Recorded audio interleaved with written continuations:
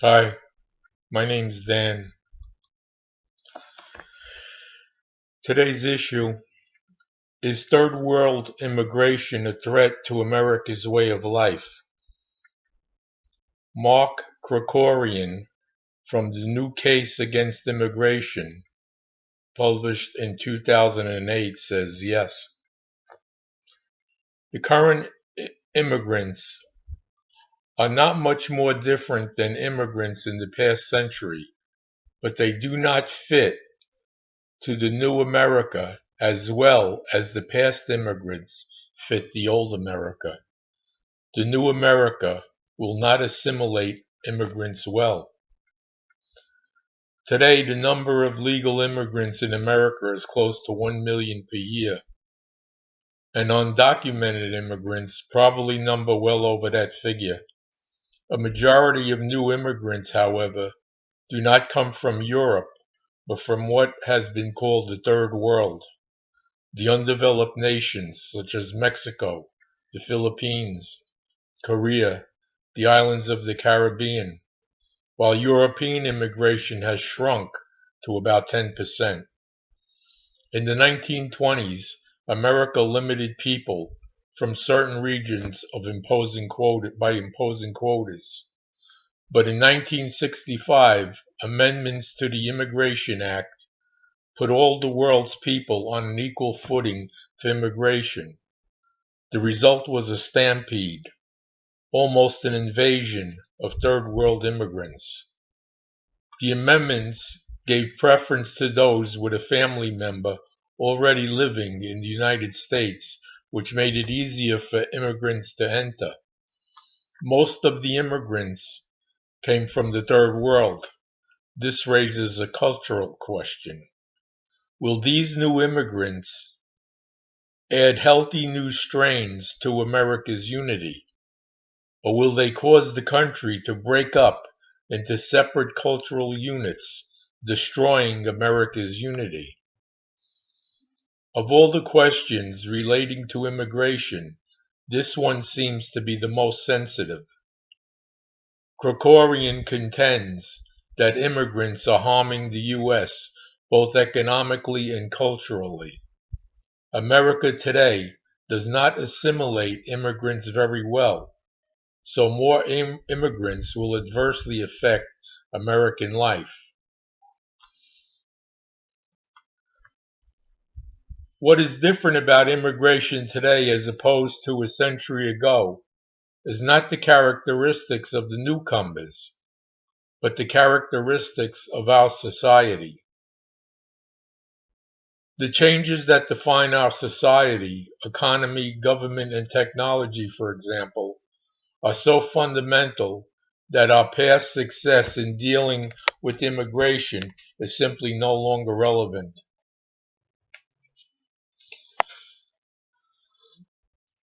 But now they do not,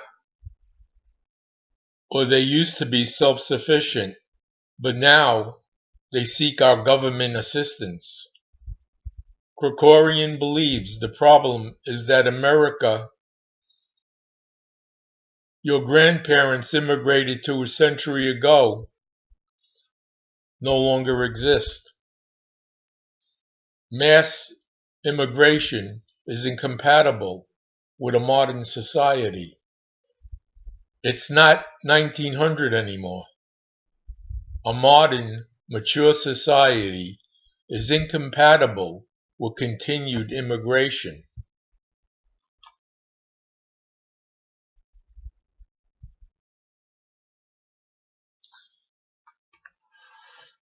Talking about the economy, a century ago, farming, fishing, hunting, and herding still employed many Americans.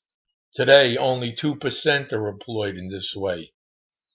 The service industries now employ 80% of working Americans, and the percentage is climbing. The government. In 1900, total government spending at all levels equaled about 5.5% of the economy. By 2003, it was more than 36%. Government employment, federal, state, and local, went from 4% of the workforce to 16% in 2000. Lifestyle. In 1900, the population was 60% rural. In 2000, it was 21%. The average household went from 4.5 people to 2.5 people.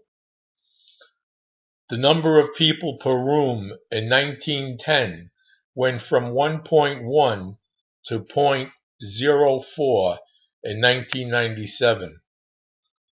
Modern society is a break from the past.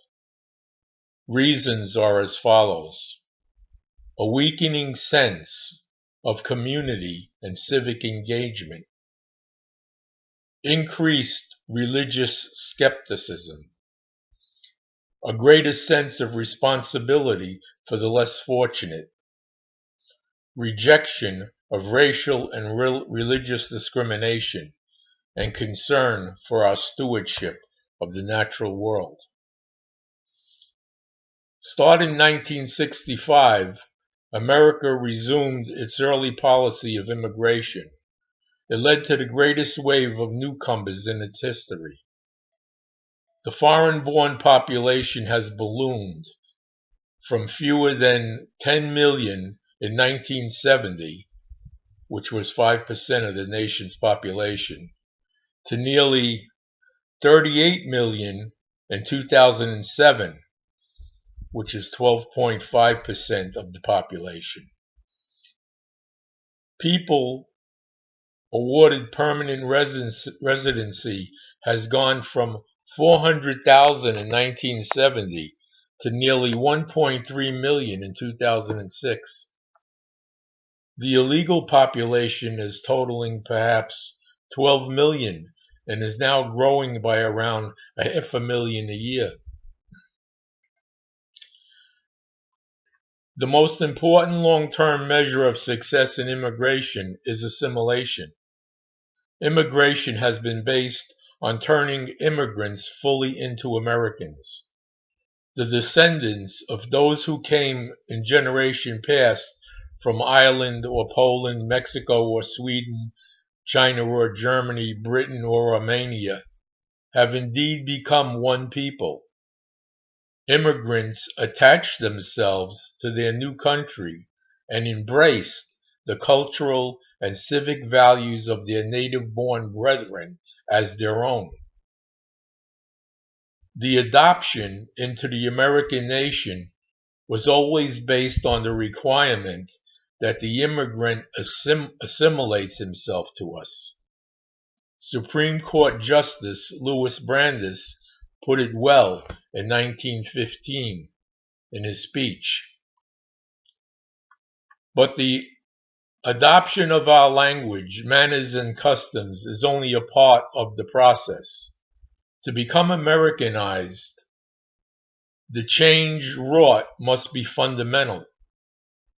However great his outward conformity, the immigrant is not Americanized unless his interests and affections have become deeply rooted here. He must be brought into complete harmony with our ideals and aspirations and cooperate with us for their attainment. Only when this has been done will he possess the national consciousness of an American. Unfortunately, the conditions of modern society make such assimilation increasingly difficult. It is we who have changed. Our society is different in major ways that relate to assimilation, one practical and the other political. The practical is that modern technology allows immigrants to remain attached to their homelands, even to the extent of living in both countries simultaneously. This leads to what scholars call transnationalism, living in such a way as not to be rooted in one nation, but rather living across one or two nations. In the example of political change, the elites in all modern societies, including ours, come to devalue their own nation and culture and recoil from the notion that newcomers should adapt our language, manners, and customs, or our ideals and aspirations, assuming we can ever agree in this contentious age on what those ideals and aspirations are.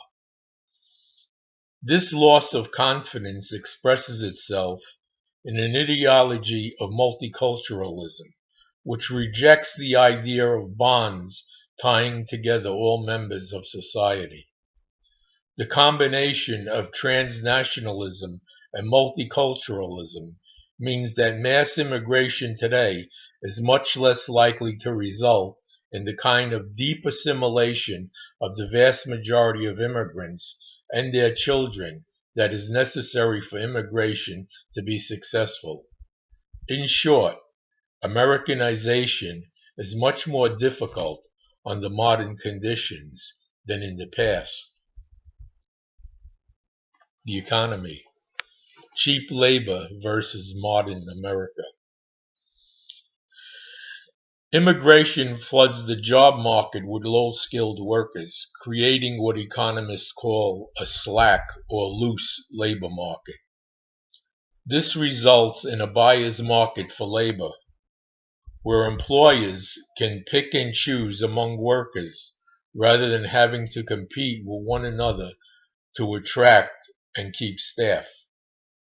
A loose labor market reduces the bargaining power of workers compared to employers, resulting in lower earnings and less opportunity for advancement for the poorest and most marginal of Americans.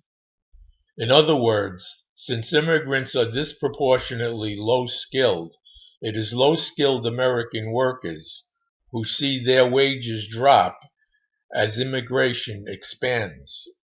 At the same time, higher skilled workers may gain, as the services that the low-skilled workers provide, like lawn mowing or valet parking, become cheaper,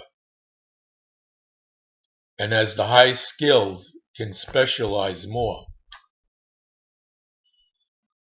In contrast to Mark Krikorian, Jason L. Riley from Let Them In, The Case for Open Borders, published in 2008, argues that immigration would propel, not impede, economic growth. He believes that America has a flexible labor market where both employers and employees can change the work situation as they need or desire. In the end, employers, workers, and consumers are all better off.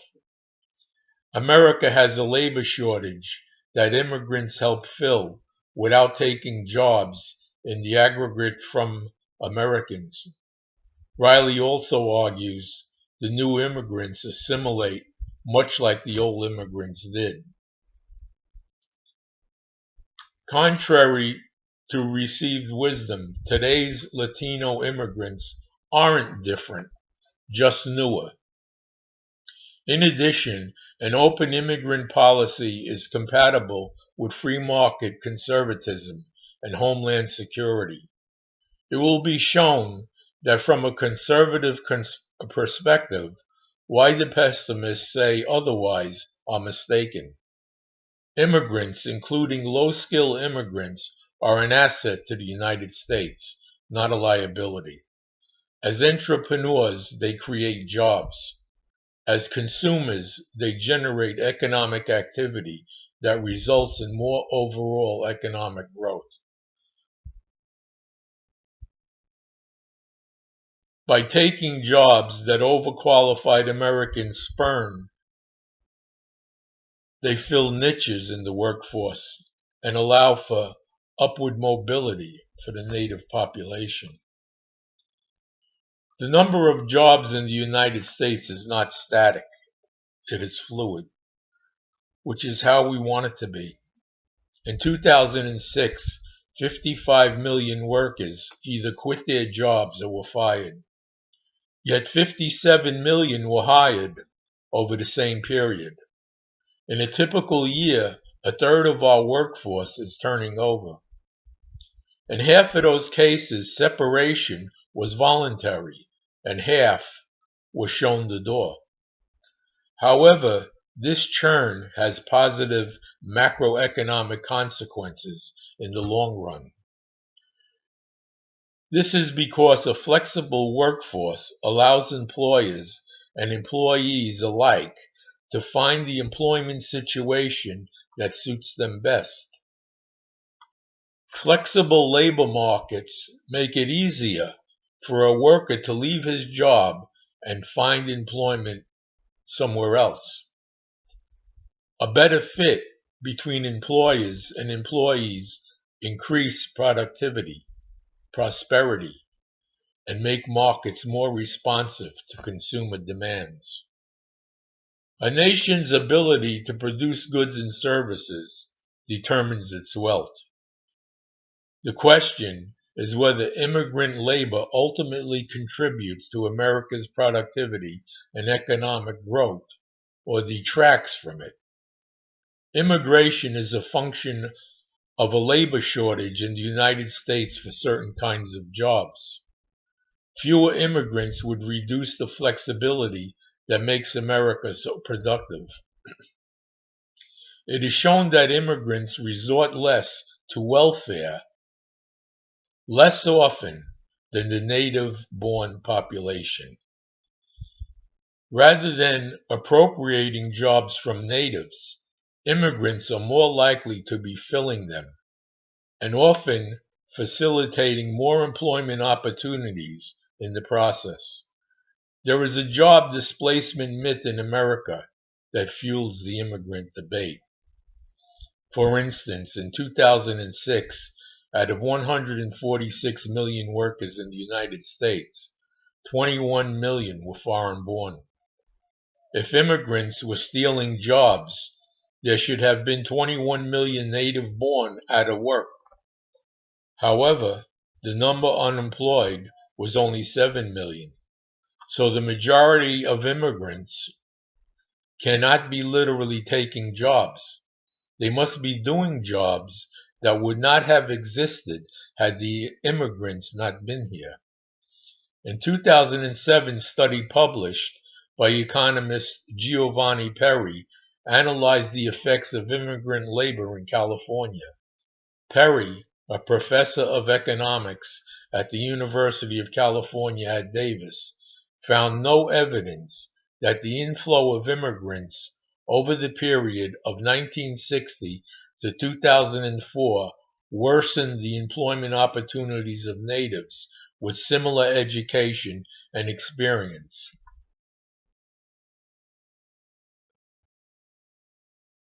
In other words, immigrants tended to expand the economic pie, not to displace native workers. It is assumed that because immigrants increase the supply of labor, they necessarily decrease both the wages and the employment opportunities of native workers. Immigrant workers are not interchangeable with U.S. natives. Immigrants, on average, are not stand-ins for natives.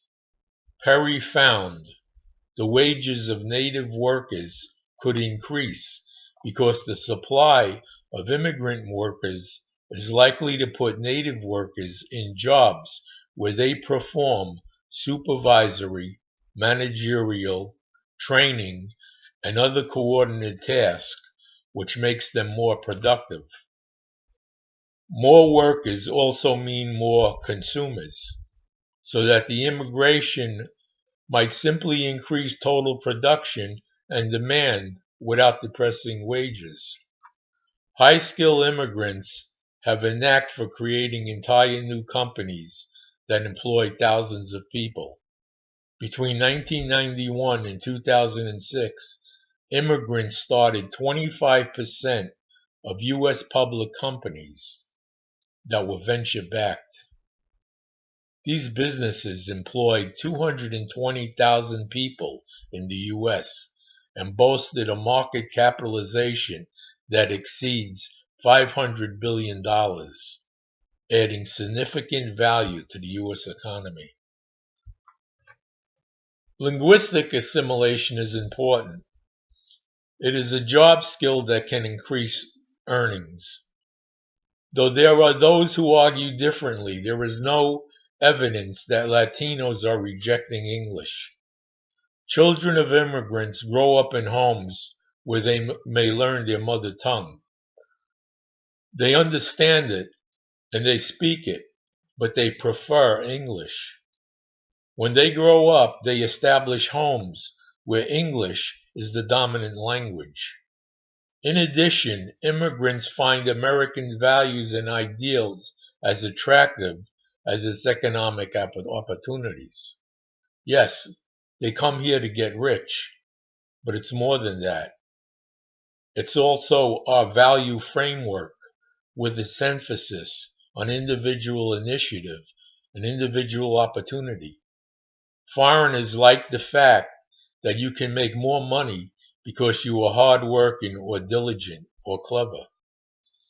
All these factors are a key to the success of U.S. assimilation. Key elements of America's Anglo-Protestant culture include the English language, Christianity, religious commitment, English concepts of the rule of law, the responsibility of rulers, and the rights of individuals. Dissenting Protestant values of individualism, the work ethic, and the belief that humans have the ability and the duty to try to create a heaven on earth, a city on a hill. Nothing indicates that today's immigrants, like those who came before them, do not share these ideals. Americans still believe that our assimilationist model is working, even if the elites on the left and the right who claim to speak on their behalf do not. If you learned anything from this video, give me a thumbs up. Please subscribe.